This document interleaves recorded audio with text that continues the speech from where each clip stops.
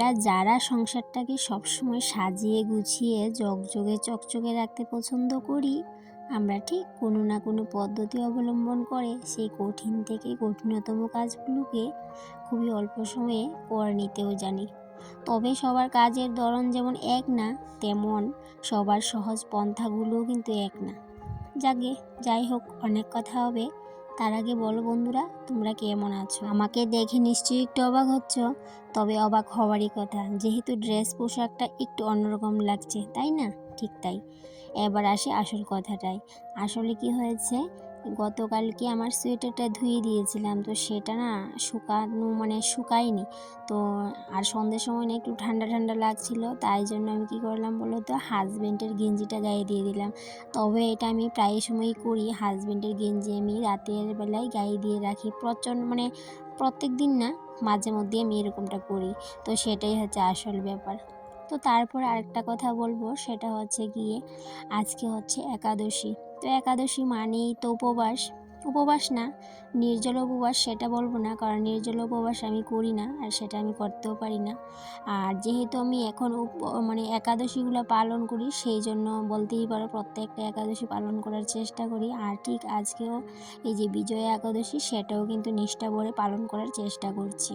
একাদশী করছি মানে এই না যে আমি সংসারের কোনো কাজই করব না। আজকে সংসারের কাজ তো করতেই হবে। কালকেও অন্য দিনের মতো রাতে ঘুমাতে ঘুমাতে প্রায় 12টা, রান্নাঘরের কাজ বাজ কমপ্লিট করতে করতে প্রত্যেক দিনই এমনটা হয়ে যায়। তবে প্রত্যেক দিন ব্রাশ করলেও মাঝে মধ্যেই কিন্তু ব্রাশ করা হয় না। কিন্তু গতকাল রাতে ব্রাশ করাটা ছিল বাধ্যতামূলক। কেন, আমরা যারা যারা একাদশী করি, আমরা কিন্তু সবাই জানি যে একাদশী করার আগের দিন রাতের বেলা ঠিক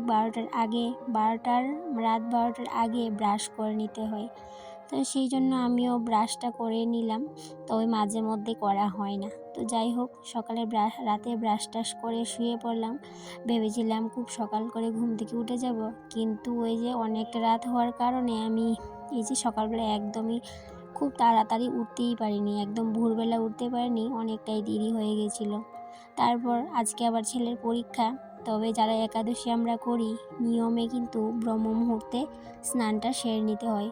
আমারও সেরকমটাই ইচ্ছে ছিল, কিন্তু আমি একদমই করতে পারিনি। যেহেতু ছেলের আজকে এক্সাম, তাই জন্য ভাবলাম ছেলেকে একবার পাঠিয়ে দিয়ে তারপরে স্নান করে ঠাকুর ঘরে যাব।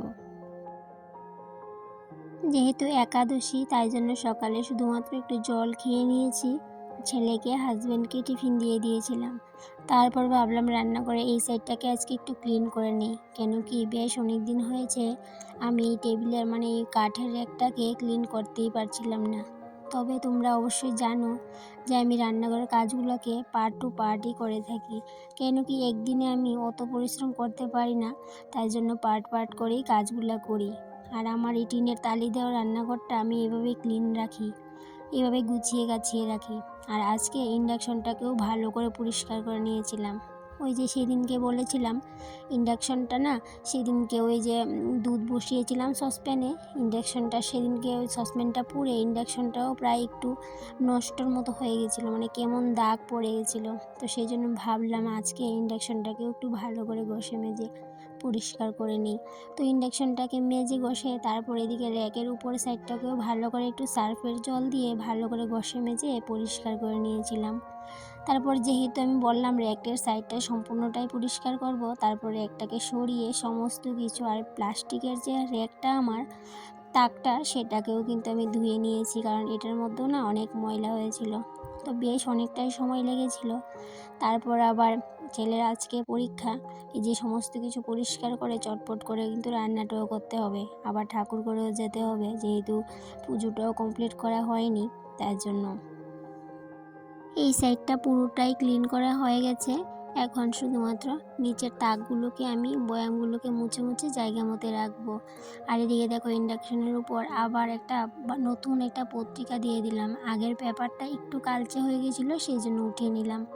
তারপর বসিয়ে দিলাম রান্না। ছেলেকে তো খাইয়ে পাঠাতে হবে পরীক্ষাতে, তো এদিকে ভাত বসিয়ে দিলাম। আর আজকে ভেবে রেখেছি একটাই মাত্র সবজি করব। যেহেতু খাওয়ার জন্য আমাদের আমার ঘরে কেউই অতটা যন্ত্রণা করে না। হাজব্যান্ডকেও কিন্তু যা খুশি রান্না করে খাইয়ে দিতে পারবো, ও কিন্তু কিচ্ছু বলবে না। ছেলেকেও খাইয়ে দিতে পারবো। আর তাই জন্য ভাবলাম না আজকে একটাই সবজি করি, যেহেতু হাতে একটু সময়টাও কম আছে সেই জন্য। প্রথমে ভেবেছিলাম আরেকটা সবজি করব, যে সয়াবিন দিয়ে ফুলকপি দিয়ে, কিন্তু সময়ের অভাবে আর সেটা করতে পারলাম না। আর এখানে শুধুমাত্র এই যে মুগ ডাল দিয়ে লাউ করলাম। যেহেতু একাদশীতে তো আমি শুধুমাত্র একাদশী করি, হাজব্যান্ড যেহেতু করে না, তারপরও আমি চেষ্টা করি ঘরে যাতে আমিষটা না থাকে, সেই চেষ্টাটাই করি। তারপর এদিকে ছেলেকে খাইয়ে দাইয়ে স্নান টান করিয়ে পরীক্ষাতে পাঠিয়ে দিলাম। তারপর চলে আসলাম ঠাকুর ঘরে। সবসময়ই চেষ্টা করি ঠাকুরকে যাই দিই, ঠাকুরকে দিয়ে যেন প্রসাদটা নিয়ে সারাদিন এই প্রসাদটা নিয়েই থাকতে পারি।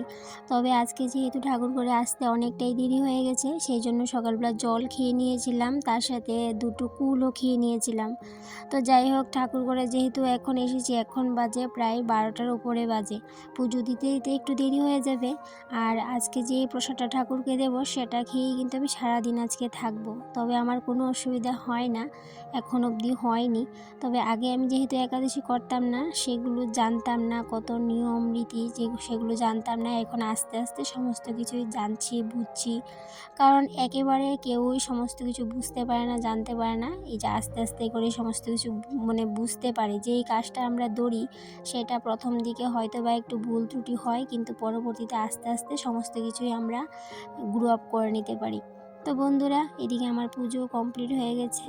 যে প্রসাদটা দিয়ে আমি ঠাকুরকে ভোগ দিলাম, সেই প্রসাদটা খেয়েই কিন্তু আমি সারাদিন থাকবো। পুজোটা কমপ্লিট হয়ে গেল, এবার চলে যাব রান্নাঘরে। রান্নাঘরে কিছু কাজ বাজ আছে, সেগুলো করব। জল এসেছে, জল তুলতে হবে। তো ওই একাদশী করলেও কিন্তু আমার রান্নাঘরের কাজ বাজ করতে হয়, যেহেতু রান্নাঘরের কাজ বাজ করার কেউ নেই বাড়িতে এক্সট্রা, সেই জন্য আমি সবসময় চেষ্টা করি রান্নাঘরে যাতে করে আমিষটা না থাকে। তবে হাজব্যান্ড সেই ব্যাপারে কোনো কিছু বলে না, কোনো বাধা নিষেধ সেরকম কিচ্ছু নেই। তো বন্ধুরা, আজকে এই পর্যন্তই রইল, আবারও দেখা হবে। টাটা।